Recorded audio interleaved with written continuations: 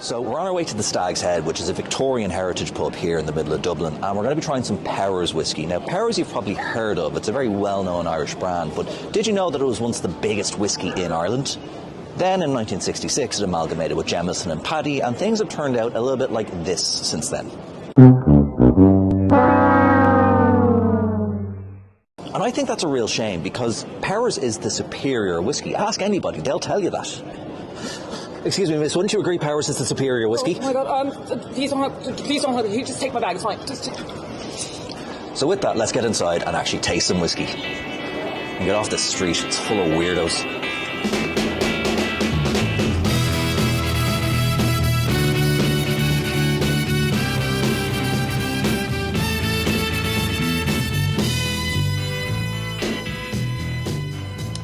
So here we are in the parlour bar in the Stag's Head, and we're going to be trying the iconic Powers Gold Label.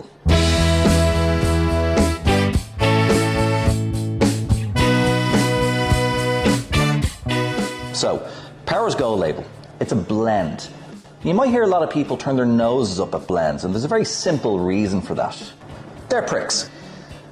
What Powers has going for it is the ratios. It has a higher percentage of a more flavourful single pot still Irish whiskey than it does of a slightly less flavourful single grain Irish whiskey. So what that means is you get a bit more of a robust flavour profile, a little bit more spice, and a little bit more mouthfeel to it as well. But the proof's in the drinking, so let's give it a go. It's really good.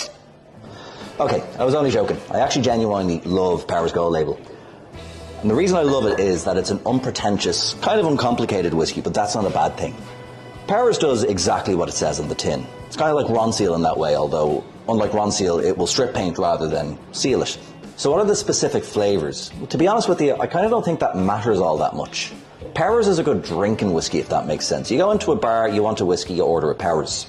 On paper, they'd say it has notes of vanilla and wood spice and oak, but that explains pretty much every whiskey that's ever existed. They'll all have some variation of that in their tasting notes. What matters about Powers is it's enjoyable to drink. And even if you don't get specific flavours the first time round, when you keep going to it time after time, your mind builds up a little Rolodex of what you think you're tasting until eventually you can be a bit more specific. It's a bit like gaslighting.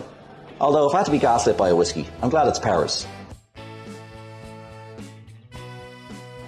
So that's Powers Gold Label. It's available in all good retailers and even some of the shit ones as well if you look.